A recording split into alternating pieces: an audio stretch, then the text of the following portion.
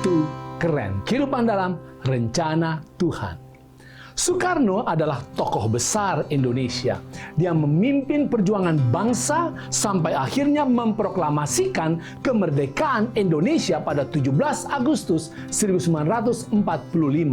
Dia disebut proklamator. Soekarno membakar hati rakyat Indonesia melalui orasi-orasinya yang berapi-api. Dan dia dijuluki sebagai singa mimbar dan juga penyambung lidah rakyat. Roh Kudus adalah tokoh penting yang membawa kemerdekaan dari dosa. Dia tidak tampil di depan orang banyak atau dari mimbar, melainkan dia ada di sisi setiap pribadi. Dia menginsafkan dunia akan dosa, kebenaran, dan penghakiman.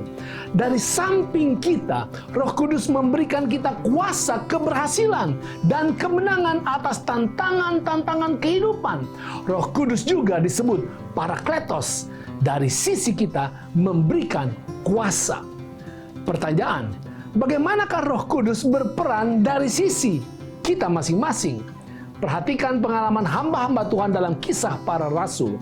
Ketika Stefanus sedang dilempari batu, dikatakan, tetapi Stefanus yang penuh dengan Roh Kudus menatap ke langit, lalu melihat kemuliaan Allah dan Yesus berdiri di sebelah kanan Allah. Saudara, dari sisi Stefanus, Roh Kudus membakar keberaniannya untuk menyatakan kebenaran, bahkan harus mati sekalipun. Lihat juga dalam Kisah 8 ayat 29. Lalu kata Roh kepada Filipus, pergilah ke situ dan dekatilah kereta itu. Saudara, Roh Kudus dari sisi Filipus menuntun dia kepada seorang pejabat tinggi Ethiopia yang haus akan kebenaran. Lalu, Roh Kudus juga yang menegaskan Petrus untuk menerima kenyataan bahwa orang-orang percaya yang bukan Yahudi juga berhak menerima karunia Roh Kudus. Dalam Kisah 11 ayat 15. Roh Kudus juga yang membawa gereja ke dalam persatuan. Ketika saat itu sangat mudah mereka untuk terpecah karena suatu masalah tentang sunat. Dan Roh Kudus juga yang mengarahkan Paulus dan tim pelayanannya untuk masuk ke Eropa, menyebarkan Injil di sana.